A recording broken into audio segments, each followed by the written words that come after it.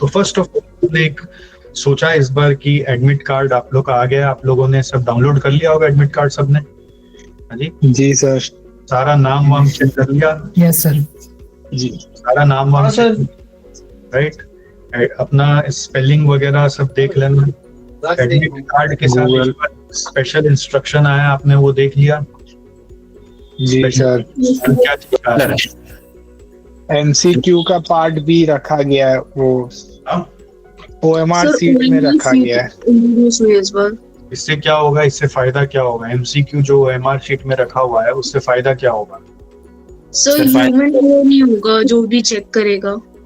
कम से कम एमसीक्यू में जो गलती कर रहा था चेकर, उसमें ह्यूमन एरर तो नहीं होगा। सर हमें भी तो प्रॉब्लम हो जाएगी इससे थोड़ी सी। प्रॉब्लम हमें भी तो होगी सर। जब तक हुआ तो फिर थोड़ा दिक्कत दे जाएगा, क्योंकि कुछ डाउट में रह जाते हैं ना, तो उनको हम लास्ट में करने की सोचते हैं। और फिर अगर किसी पहले पेंसिल से करने में ही भला है। सर ओलंपियाड फ्लैशबैक्स आ रहे हैं मुझे। नहीं, वो क्या कह रहा है कि ये एमसीक्यू का वो जो पॉइंट है ना, कि पहला 15 मार्क का पहला जो 15 क्वेश्चन है उसको बोल रहा है बबल्ड करना इन ब्लू और ब्लैक पेन अप्रोप्रिएटली। तो पहले आप स्टार्टिंग में जो बबल बनाओगे वो पेंसिल से बनाओगे, श्योर हो तो पेन से बना देना, ठीक है? श्योर हो तो पेन से बना देना, बट पहले पेंसिल से बनाओगे। तो ये कैसे करना है, ये सारा डिटेल्स आपने देख लिया होगा। आंसर शीट, सीरियल नंबर, इसमें क्या लिखना है कुछ पता किया क्या आपने? पढ़ा क्या आंसर शीट सीरियल नंबर में? डिटेल्स पढ़ा नहीं लगता है आंसर शीट में। हाँ, वो आंसर शीट का हो जाता है ना जिस पे हम साइन इसमें बारकोड नहीं आएगा।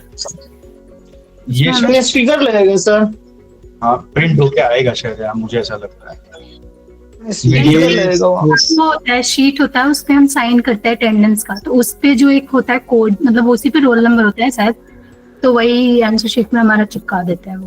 ओके। और ये मीडियम में इंग्लिश, वो तो बाजू फिर सब्जेक्ट कोड 13, 14, 15 से। हाँ, सब्जेक्ट कोड पेपर नंबर हो जाएगा sir, subject code. Paper number रहता है। पेपर नंबर है, रोल नंबर उसके बाद कोड आता है। नहीं सर, पेपर नंबर ही होता है। रहता है। वो पेपर नंबर ही। हाँ, 090 वही वाला जाएगा। सब्जेक्ट कोड को ही पेपर नंबर। तो जिसका पेपर नंबर 8 है वो कैसे लिखेगा? 08 सर। 08 लिखेगा। रोल नंबर आपको पता ही है, ऊपर में भी लिखना है और नीचे में भी सर्कल करना है। Date of exam DDMM YY में लिखना है, रोल नंबर इन वर्ड्स लिखना है, ग्रुप नंबर 1 2 3 4 में से लिखना है, सब्जेक्ट नेम लिखना है, number of additional seat last में लिखना है। फिर ये क्या है आपका, ये है आपका MCQ का 15 क्वेश्चन आंसर 1 2 3 4 में से जो भी एप्लीकेबल है वो चूज करके लिखना है, राइट? इसका कुछ आपको टाइम दिया है क्या कि कितना बजे से MCQ करना है? नहीं सर। नहीं लेगा तो फिर दिक्कत क्या? नहीं सर, दिक्कत तो कहीं है ये नहीं। मतलब आंसर सीट के साथ ही है। हाँ, तो इसको लास्ट में लेगा तो पहले पेंसिल से करोगे फिर पेन से मार्क करोगे, ठीक है? सर पहले हम लोग क्वेश्चन पेपर में ट्रिक नहीं कर सकते हैं, उसके बाद से इस पे लास्ट में ऐसा है जब कंफर्म हो जाए तो कर लेंगे। कर सकते हैं, लेकिन यहाँ पे ना एक लिखा हुआ भी है क्वेश्चन पेपर में ना, कुछ लिखने देगा नहीं आपको। करने चाहिए तो अच्छी बात है, नहीं करने देगा ज्यादा चांसेस। अच्छा मतलब पेंसिल से हल्का में देखो रिस्क है एक तो, नहीं करने दिया तो, इसलिए आप एक पेंसिल से यहाँ पे हल्का सा दाग कर लेना, यहीं पे कर लेना जो करना हल्का सा।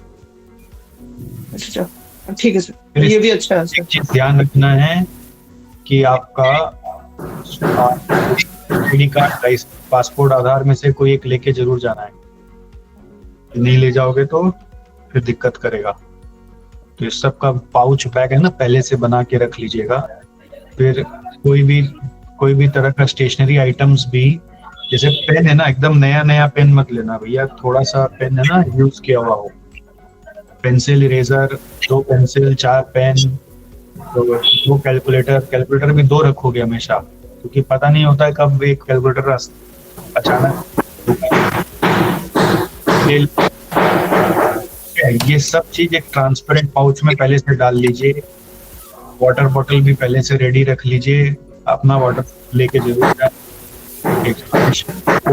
लेकर जाए, क्योंकि कई बार क्या होता है। सर 2 मिनट सर, किसी की बहुत हाँ जी। तो यहाँ पर आपको देखिए क्या बताया मैंने कि रिस्ट वॉच जरूर लेके जाना है, एग्जाम बोर्ड जरूर लेके जाना है। एग्जाम बोर्ड क्यों ले जाना है? क्योंकि बहुत बार बेंच है ना खड्डा खुड्डी वाला होता है, तो एग्जाम बोर्ड जरूर लेके जाना है। ट्रांसपेरेंट एग्जाम बोर्ड खरीद लीजिएगा। ऑलराइट, बाकी सब पॉइंट तो आपके लिए उतना कोई डिफिकल्ट नहीं है। एक चीज बहुत जरूरी है कि एग्जाम सेंटर को गूगल मैप में प्रॉपरली देख लें, ठीक है, कि एग्जैक्ट लोकेशन क्या है। अगर आसपास है तो जाके आ जाएं, एक बार आइडेंटिफाई कर ले कि कैसे जाएंगे, क्या जाएंगे उस दिन, है ना। सुबह सुबह ना सोचे कि बस सीधा ऑटो में बैठेंगे और चले जाएंगे, पता चला ऑटो कहीं और ले गया आपको और अगला अटेम्प्ट इसलिए लग गया कि आप दूसरा कोई एग्जाम सेंटर पहुंच गए। ऐसा गलती आपके साथ ना हो, ठीक। तो ये बेसिक डिटेल्स हैं और आपको अपना बाकी का क्वेश्चंस जो है वो सब कॉपी में करना है। ये सब बताया हुआ है, कुछ भी अंदर ले जाने देगा नहीं, ये सब चीज का ध्यान रखना है। अपार्ट फ्रॉम योर क्या कहते हैं, अपार्ट फ्रॉम योर और ट्रांसपेरेंट पाउच, वाटर बॉटल और एग्जाम बोर्ड, उसके अलावा कुछ भी अलग से ले जाने अंदर मिलेगा नहीं। बहुत बार एग्जाम हॉल में मोबाइल फोन भी अंदर नहीं ले जाने देगा, मोबाइल फोन भी बैग में रख के जाना पड़ेगा। तो कोशिश करना कि महंगा वाला कोई फोन वोन लेके मत चले जाना।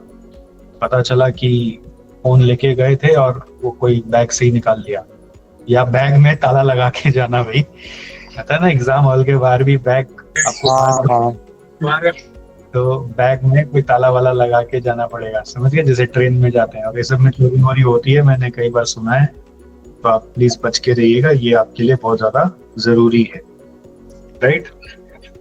तो अब इसके अलावा what is the next thing, ये तो ठीक है, छोटा मोटा डिस्कशन था। अब इसके बाद क्या है, आप लोगों के लिए हमने ना एक MCQ बुकलेट का सीरीज बनाया है। मतलब इंटर में 4 सब्जेक्ट का बना है, एक बना है कॉस्ट का, दूसरा बना है MA का, तीसरा बना है FMDA का, चौथा बना है OMSM का, और फाइनल में 2 सब्जेक्ट का बना है, SCM का, SFM का। SPM BB का ऑन द प्रोसेस है, बन जाएगा तो ठीक है। अभी आपको वापस वही रूटीन बनाना है, पेपर उल्टा चलेंगे, 8 7 6 5 4 3 2 1। मतलब आपका अगर पहले पेपर 1 का एग्जाम है तो अभी पेपर 8 पढ़ना है, फिर पेपर 2 का एग्जाम है तो फिर पेपर 7 पढ़ना है। सीक्वेंस ऑफ जो स्टडी होगा वो उल्टा होगा, 8 7 6 5 4 3 2 1, ठीक है। और उसमें कैसे पढ़ेंगे, उसमें अपना जो समरी नोट्स आपने बना रखा है उसको लेके बैठ जाएंगे। समरी नोट्स से चैप्टर बाय चैप्टर ध्यान करेंगे कि उस चैप्टर में क्या था। और अच्छा क्या हो तो आप ब्लैंक पेज लेके फिर से फ्रेश समरी नोट्स बना के देखो कि कितना पोर्शन उसका याद आता है। बट वो ब्लैंक नहीं भी लेके किया, टाइम नहीं बचा उतना, तो जो बना हुआ उसको ही देखा। और उस समरी नोट्स में अपने जो फुल टेस्ट में मिस्टेक्स हुए थे, जो पार्ट टेस्ट में मिस्टेक्स हुए थे, उस मिस्टेक को भी इनकॉर्पोरेट कर लेना है, जिससे कि अब मेन एग्जाम में वो मिस्टेक हम ना करें। समझ गए? हम नहीं चाहते कि जो गलतियां हम कर लिए वो हम वापस करें। हम जो गलतियां मान लीजिए जो नहीं किए वो करके आए तो ज्यादा बेहतर है, जो करके आए वो गलती वापस ना हो। तो छोटा छोटा पॉइंट्स आपको अपने सब्जेक्ट रिलेटेड जो याद आता हो, पर पेपर जब घुमाओगे वापस तो देखने से याद आएगा। ऐसे याद नहीं आएगा बैठ के सोचोगे। तो पेपर जब घुमाओगे वापस, उसका आंसर स्क्रिप्ट घुमाओगे तो आपको समझ में आएगा कि ये चीज इम्प्रूव हो सकती है। तो स्कोप ऑफ इम्प्रूवमेंट भी समरी नोट्स में इनकॉर्पोरेट करके रख देना है। समझ गए? तो that is what we are expecting in this phase of revision. Summary notes revise हो गया, उसके बाद क्या करना है? उसके बाद MCQ सॉल्व करना है, बस पूरा सब्जेक्ट MCQ के बहाने क्या होगा, पूरा हर एक कॉन्सेप्ट फिर से रिवाइज हो जाएगा, आपको हर चीज याद आ जाएगा, क्योंकि हर जगह से कुछ ना कुछ MCQ बने हुए हैं, राइट। उसके बाद भी अगर समय बच रहा है तो आपको क्या करना है, जो जो क्वेश्चंस आपने इंपॉर्टेंट मार्क किए हुए हैं उन क्वेश्चंस को ही देखना है, अब सारा नहीं देखना। हाँ, अगर इंपॉर्टेंट मार्क नहीं किया हुआ है, उसका लिस्ट नहीं बनाया हुआ है कि कौन कौन सा क्वेश्चन इंपॉर्टेंट है जो डे बिफोर एग्जाम देखना है मेरे को, तो वो लिस्ट अभी बनाना जरूरी है। तो समरी नोट्स के साथ कैसा आएगा, समरी नोट्स आएगा, फिर समरी नोट्स के साथ मतलब बंच जो बनेगा ना, अभी एग्जाम के पहले दिन कौन सा बंच को उठा के पढ़ना है, एक समरी नोट्स लिख लो आप, एक समरी नोट्स। दूसरा होगा आपका उसके साथ जो पेपर्स में गलतियां की वो, तीसरा होगा बर्ड आई व्यू, ठीक है। चौथा होगा list of questions with page number, कौन सा क्वेश्चन कौन सा पेज नंबर में रखा हुआ, ठीक है।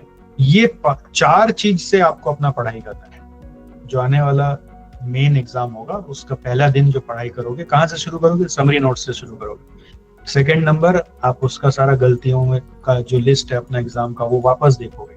थर्ड नंबर क्या करोगे, आप बर्ड आई व्यू को फिर से समझोगे, क्या स्ट्रेटेजी था आपका, किस सब क्वेश्चन से कैसे अटेम्प्ट करना है। फिर आप सारा का सारा MCQs सारा का सारा जो इंपॉर्टेंट क्वेश्चंस है विद पेज नंबर उसका लिस्ट देखोगे।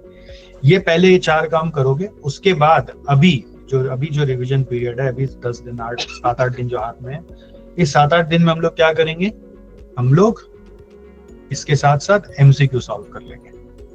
MCQ सॉल्व करने के बाद भी टाइम बचा तो हम जो इंपॉर्टेंट क्वेश्चंस मार्क किए हुए उसको फिर देखेंगे। मतलब अभी आपको कैसे पढ़ना है वो मैं समझा रहा हूँ। अगर आपके पास अभी 1-1.5 दिन टाइम है एक सब्जेक्ट के लिए, तो कैसे करना है, समरी नोट्स पढ़ना है, उसमें गलतियां सारी जो पेपर्स में की वो सब देखना है।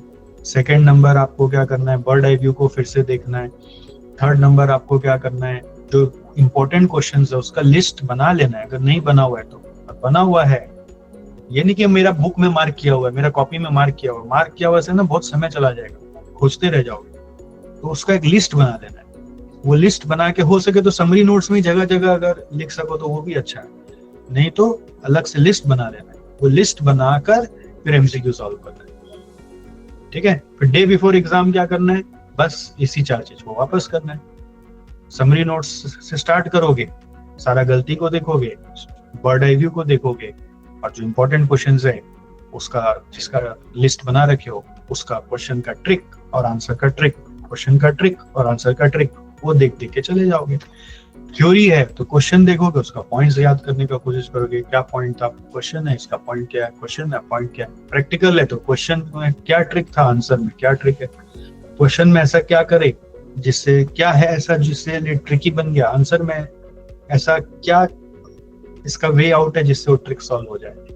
तो ट्रिक अगर याद है तो बहुत अच्छी बात है, नहीं याद है तो आपको उस पर्टिकुलर क्वेश्चन का उस पेज नंबर पे जाके ही खाली मेहनत करना और वापस आ जाना। सारा का सारा फिर रिवाइज करेंगे ना तो कंप्लीट नहीं होगा। आप जब पूरा पिक्चर कंप्लीट लेके जाएंगे एग्जाम हॉल में तो आपको कॉन्फिडेंस ज्यादा रहेगा। बच्चे गलती क्या करते हैं, वो एग्जाम के डे पे भी है ना 2-3 चैप्टर पूरा डिटेल में कर लेते हैं, फिर बाकी चैप्टर पूरा छोड़ देते हैं। ऐसा नहीं करना आपको हर चैप्टर का समरी नोट से पूरा 360 डिग्री लेके सारा इंपॉर्टेंट क्वेश्चंस लेके ऐसे पूरा सारा चैप्टर्स का कवर करते हुए चले जाना as per your strategy which you have made in full test.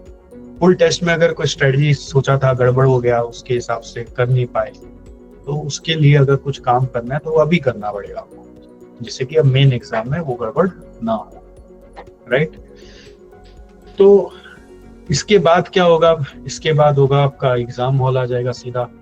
तो एग्जाम हॉल में आपको एक ही सबक है कि सबसे पहले MCQ खत्म करो, फ्रेश माइंड से फटाफट हो भी जाता है। लास्ट में MCQ नहीं करेंगे, फर्स्ट में MCQ करेंगे। MCQ हमेशा सीक्वेंस में ही करेंगे, नहीं आता है तो एक बार छोड़ देंगे, सेकंड में चले जाएंगे, सेकंड नहीं आता तो थर्ड में चल जाएंगे। कोशिश करेंगे कि सारा MCQ हमारा किसी ना किसी तरह से हो ही जाए। अगर लास्ट तक 15 तक कराए, उसके बाद लगा 268 नहीं आता है तो 268 का जो नियरेस्ट आंसर आपको क्लिक कर रहा है उससे आप एक भी ऑप्शन चेक करके आ जाएंगे। मतलब छोड़ना नहीं है, MCQ को किसी भी हालत में छोड़ना तो है ही नहीं। और अगर डाउटफुल है तो क्या करना है, पेंसिल से एक बार दाग लगाना है, ठीक है। और अगर श्योर है तो पेन से कर देना है। एक एक क्वेश्चन में 2-2 बार पेन मत लगा देना, ठीक है, नहीं तो वो पूरा 0 ही हो जाएगा। फिर उसके बाद नेक्स्ट 1 आवर का स्ट्रेटजी क्या होगा, नेक्स्ट 1 आवर में आपको पहले अपना कितना 60 मिनट्स है ना, तो 60 मिनट्स में मैंने आपको बताया था एक रूल जो फुल टेस्ट के समय आपके सेशन ली थी कि 60 तीन सवाल। हाँ 1.8 क्या सर 1.8 मिनट पर 1.8 मिनट है, तो 1.8 मिनट पर मार्क के लिए मिल रहा है, तो 60 मिनट्स में कितना मार्क? और किसका है 60 बाई 1.8 करके क्या आ रहा है? लिट्टो का थोड़ा और हाई रहे। तो मेरा टारगेट था कि नेक्स्ट 1 आवर में 40 मार्क का हो जाए। मैं आपको ये दिया था एक टारगेट। देखो सर 42 तीन सवाल आप बोले थे, 3 घंटा का ब्रेकअप लिखो। पहला जो आधा घंटा एमसीक्यू के लिए आपके पास 54 मिनट है। तो 30 मार्क्स के लिए हिसाब से आपको 54 मिनट मिलता है। 54 मिनट मिलता है, बट आपको करना कितना है? आपको आधा घंटा। नहीं, आधा घंटा में नहीं भी हो, 45 मिनट का टारगेट लो। पहला फर्स्ट 45 मिनट्स लिखो एमसीक्यूज करना है, ठीक है। फिर नेक्स्ट 1 आवर लिखो। नेक्स्ट 1 आवर में आपको 40 मार्क्स का अटेम्प्ट करने का कोशिश करना है, और वो 40 मार्क्स का क्वेश्चन इजी होना चाहिए जो आपको अच्छे से आता है। मतलब 2 क्वेश्चन चुन के, 2 क्वेश्चन हो गए, नहीं 3 क्वेश्चन 14 तीन हो जाएगा। 42 मार्क्स का question, yes, so I am so sorry, 42 marks का क्वेश्चन आपको पहले करने का कोशिश करना है, पहला 1 घंटा। तो अब बचा हुआ कितना देर हो गया? बचा हुआ जो भी अब 1 आवर 15 मिनट्स और बच गया, 1 घंटा 15 मिनट। तो उसमें बाकी का 2 क्वेश्चन करना है जो आपको हार्ड लग रहा है, जिसमें आराम से समय निकाल कर सोच के करेंगे। तो 1 घंटा 15 मिनट में जो लास्ट का 2 क्वेश्चन है वो करना है। तो पहला 45 मिनट में एमसीक्यू हो गया। नेक्स्ट 1 घंटा में हम लोगों ने कर लिया अपना फेवरेट 3 क्वेश्चन, टॉप 3 क्वेश्चन, और फिर लास्ट का 1 घंटा 15 मिनट में कर लिया जो हमारा हार्ड 2 क्वेश्चन था वो। तो ये पैटर्न आपको फॉलो करना है। ये टाइम ब्रेक दिमाग में रखोगे तो आपको टारगेट अचीव होता हुआ दिखेगा। और ओवरऑल 1.8 मार्क्स पर मिनट का गोल है, इसको भी याद रखना है। पेपर स्टार्ट करने के पहले 15 मिनट आपको हाथ में मिलने वाला है, इसको भूलना नहीं है। तो वो 15 मिनट को पूरा उपयोग करना है। उस 15 मिनट को ऐसा नहीं कि खाली एमसीक्यू पढ़ के बिता देना है। उस 15 मिनट में एमसीक्यू पार्ट को छोड़कर जो बाकी क्वेश्चंस आए हैं उनमें से अपना टॉप 3 और लास्ट 2 क्वेश्चंस चुन लेंगे। कैसे चुनना? टॉप 3 कौन सा होगा, लास्ट 2 कौन सा होगा, समझ गए? उसमें भी ABC करना होता है। ABC मतलब क्या हुआ कि सबसे अच्छे से आता है A, ठीक ठाक आता है B, नहीं आता है C। तो ये 15 मिनट में करना है। फिर उसके लिए अगर 5 मिनट एक्स्ट्रा लग जाए तो कोई बात नहीं, बट ये करके चुन के फिर एमसीक्यू में घुसोगे। अब एमसीक्यू में आ गए तो एमसीक्यू कर लिया, उसके बाद टॉप 3 लास्ट और लास्ट 2 वाला थ्योरी पे चले जाओगे। अब कोई क्वेश्चन अगर करने गए, मान लो कोई क्वेश्चन करने गए और करते करते अटक गए, तो हो जाएगा ऐसा, करते करते अटक गए तो डीप ब्रीदिंग करके कोशिश करो कि उसको कंप्लीट कर ले। सही गलत के चक्कर में नहीं पड़े कि मेरा गलत हो रहा है। जहां ऐसा दिमाग सोचने पे बैठ गया कि मैं सही कर रहा हूँ कि मैं गलत कर रहा हूँ, तो कंफ्यूज होने लगेगा। तो आपको क्या करना है? करते जाना, बस कंप्लीट। अब जो होगा देखा जाएगा। गलत हुआ तो स्टेप मार्किंग मिलेगा, सही हुआ तो ठीक ही है। समझ गए? हर समय ध्यान रखना है जब भी कोई क्वेश्चन करोगे उसका टाइम 80% अगर यूज हो गया, आपको पता होना चाहिए क्वेश्चन जब मैं स्टार्ट कर रहा हूँ 1.8 मार्क पर मिनट के हिसाब से इसको इतना देर में करना है, तो इसका 80% टाइम यूज हो चुका है। तो अब कंप्लीट करने का सोचो, थोड़ा वो डिटेल को कम करो, वर्किंग्स को कम करो और कंप्लीट करो। पिक्चर को कंप्लीट करने का सोचो, ये नहीं कि अधूरा पिक्चर छोड़ के। मतलब बैलेंस शीट है तो टोटल करना स्टार्ट करो, वर्किंग नोट्स को कम करना शुरू करो और कंप्लीट करना स्टार्ट करो। समझ गए? कोई थ्योरी लिख रहे हो तो उसका पॉइंट्स का जो डिस्क्रिप्शन लिख रहे हो उसको छोटा करो और नेक्स्ट पॉइंट लिखकर कंप्लीट करने का, कंक्लूड करने का सोचो। जब आंसर्स भी लिख रहे हो एग्जाम हॉल में तो आपको क्या करना है? आंसर भी प्रॉपर क्वेश्चन नंबर मिडल में लिखना, answer to question number 2 part number A middle में लिखना है, साइड में नहीं लिखना है कुछ भी, एकदम कॉपी के बीच में लिखना है। ठीक है, अब मान लो पार्ट ए में बहुत सारा वर्किंग करके आपका आंसर आ रहा है, तो जो रिक्वायर्ड है उसको फिर से हेडिंग देना है। रिक्वायर्ड पार्ट 1 ए के अंदर 1 2 था, तो रिक्वायर्ड पार्ट 1 का हेडिंग देंगे, अंडरलाइन करेंगे, उसका आंसर लिखेंगे। पार्ट 2 हेडिंग देंगे, अंडरलाइन करेंगे, उसका आंसर लिखेंगे। मान लो कॉस्ट शीट का समय है, उसमें बोला वैल्यू ऑफ मटेरियल परचेज निकालो, तो बट आपने कॉस्ट शीट ही बना दिया और मटेरियल परचेज्ड निकालने बोला, आपने कॉस्ट शीट बनाया, तो आपको नीचे में जाके लिख देना है therefore value of material purchased is rupees.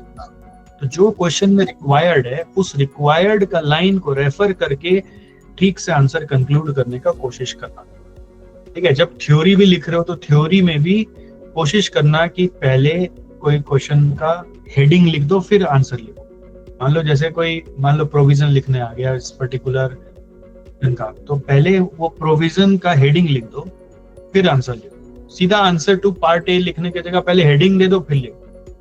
Heading देके लिखने से आपका आंसर का क्वालिटी थोड़ा सा बेटर हो जाता है। और आपको ध्यान रखना, बहुत लंबा लंबा सेंटेंस नहीं लिखना है, हमेशा शॉर्ट शॉर्ट सेंटेंस लिखना है, पैराग्राफ चेंज फ्रीक्वेंटली, जिससे कि एग्जामिनर के लाइन आंखों में आ जाए। और कीवर्ड्स अगर है तो उसको अंडरलाइन करना, कीवर्ड्स को अंडरलाइन करने का भी एक हैबिट रखना, जिससे कि चेकर है ना, कई बार पूरा सेंटेंस पढ़ने जाता है, उसको समझ नहीं आता, तो कीवर्ड्स अंडरलाइन रहता है, तो वो कीवर्ड को देख के मार्क्स समझ गया। तो कीवर्ड्स अगर कुछ लिख रहे हो तो उसको अंडरलाइन कर दो, अंडरलाइन करने में कोई दिक्कत नहीं है, जिससे कि उसको हम बोल रहे हैं कि भाई पूरा मत पढ़, खाली उतना ही पढ़ ले, तो काम का वर्ड ही खाली अंडरलाइन कर देने से भी बहुत इंपैक्ट आता है आंसर। तो ये आपका मेन चीज है। और फिर क्या होगा, जो फुल टेस्ट में होगा वो यहाँ पे भी होगा कि आप नर्वस हो जाओगे, आप फिर घबरा जाओगे, आपको कुछ चीज लगेगा कि मेरे को एकदम ही नहीं आ रहा है, तो एकदम 3 घंटा पूरा वहां पे भी बैठ के यूटिलाइज करना है, समझ गए। जो नहीं आ रहा नेक्स्ट लास्ट 1 आवर में शिफ्ट करते चलो, जो आ रहा है उसको करते चलो, जो नहीं आ रहा है उस पे मतलब सोचने का काम नहीं करना है, सोचने का काम लास्ट 1 आवर में करेंगे। पहला 45 मिनट एमसीक्यू किया, सोचने का कोई काम ही नहीं है। नेक्स्ट 1 आवर 15 मिनट्स क्या, नेक्स्ट 1 आवर क्या किया, पूरा जो 3 क्वेश्चन है वो किया। उस 3 क्वेश्चन में करते करते अगर सोचने में आ गया कुछ, अरे इसका क्या होगा, सोचना है ही नहीं, जो आ रहा है लिख के कंप्लीट करो, आगे बढ़ो, गलत हो रहा होने तो आगे बढ़ते जाओ, सोचने का काम नहीं, नो थिंकिंग जॉब। उसके बाद नेक्स्ट 1 आवर में खाली बैठ के सोच सोच के लिखेंगे, अगर सोचने का है भी तो। मान लो अगर कुछ लग रहा है कि ज्यादा ही सोचना पड़ रहा है, तो थोड़ा सा जगह छोड़ के आगे बढ़ जाओ, लगता है अगर, मतलब आपको रुकना नहीं है। अगर लगा कि पार्ट बी में सोचना पड़ रहा है तो छोड़ो पार्ट बी को, आगे बढ़ रहे हैं। बाद में लास्ट 1 आवर है उसमें सोच सोच के करेंगे। और जो भी एग्जाम में लास्ट में ऑप्शंस आपको लगा कि अब मेरा 5 क्वेश्चन में से 3 तो हो ही गया अच्छे से, अब 2 में तो बहुत ही डाइसी हो गया, पता नहीं क्या आता नहीं आता, तो डीप ब्रीथिंग करके बस आराम से उसको करने का कोशिश करो, स्टेप मार्किंग में मार्क्स मिल जाएगा आपको। एग्जाम हॉल छोड़ के भागना नहीं है कि मेरे को आता नहीं है अब हम तो जा रहे हैं, ना मेंटली भागना ना फिजिकली भागना, ठीक है। वॉशरूम जाओ, पानी पियो, ब्रेक लो, थोड़ा सा डीप ब्रीथिंग करो, लेकिन उसको कंप्लीट जरूर करो। और पूरा पूरा पेपर कंप्लीट करोगे, पूरा पूरा पेपर देकर आओगे, ठीक है। मेरा ऐसा अनुमान है कि आप पास हो जाओगे, ठीक है। पूरा पूरा पेपर देकर आओगे 100 मार्क का कंप्लीट वे में, और पूरा मतलब आप 4 पेपर दोगे या 8 पेपर दोगे, पूरा पूरा पेपर कंप्लीट करोगे ना, थोड़ा सा भी मीनिंगफुल लिखोगे, तो मेरा ऐसा अनुमान आप पास हो जाओगे। क्योंकि मैं हमेशा ऐसा देखा हूँ स्टूडेंट्स में, जो इतना सा बात मान लेते हैं कि पूरा पूरा पेपर देकर आते हैं और क्या करते हैं, वो सारा सब्जेक्ट्स दे के आते हैं, सारा सब्जेक्ट्स देना है और पूरा पूरा पेपर कंप्लीट करने का कोशिश करना है, ठीक है। कोशिश करो, वर्किंग नोट्स बनाओ, नया क्वेश्चन आ गया तो क्या है, तोड़ तोड़ के पढ़ो चंक चंक में और वर्किंग नोट बनाओ, ठीक है। जब भी क्वेश्चन स्टार्ट करो, रिक्वायर्ड को 2 बार 3 बार पढ़ लो, श्योर होके क्वेश्चन को बनाओ, keep the end result in mind and then start and then see the magic, how things will change and how everything will turn out. तो ये होता है, मतलब आप लोग पहली बार दूसरी बार ही दे रहे हो, मैं तो इतने साल से बच्चों को परीक्षा देते हुए देख रहा हूँ।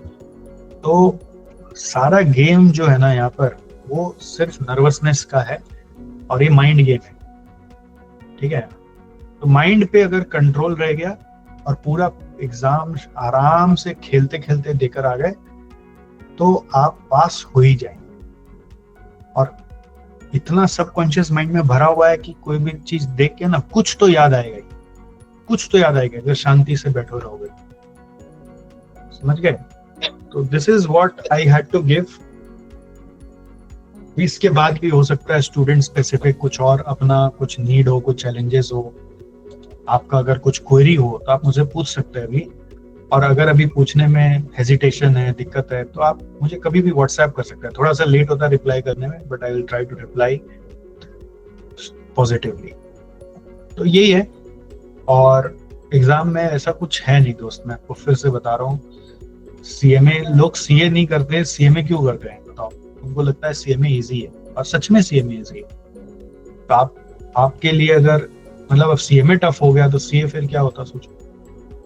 और सीएमए इजी है, थोड़ा देखिए यहाँ पे कुछ कुछ पेपर में ना ट्विस्ट डालेगा, तो आपको स्ट्रेटजी ऑलरेडी बता दी गई है by way of birds eye view कि किस पेपर में कितना लेवल तक का ट्विस्ट आ सकता है। वो आपने बर्ड आई व्यू से सब एनालाइज कर लिया, नहीं किया है अभी तक तो करना है। बर्ड आई व्यू कैसे बनाना है वो सब ऑलरेडी आपको बता दिया जा चुका है। अभी भी क्या कुछ स्टूडेंट्स है ना बर्ड्स आई व्यू कहीं और से जुगाड़ करके बोल रहे हैं मेरे को सर ये ठीक बना हुआ है क्या, इसको रेफर कर लूं क्या, किसी से मिला मेरे को, उसका कोई फायदा नहीं। आपको अपना बर्ड आई व्यू बनाना, अपना बनाने से ही दिमाग में बैठेगा कि क्या आता है, ठीक है।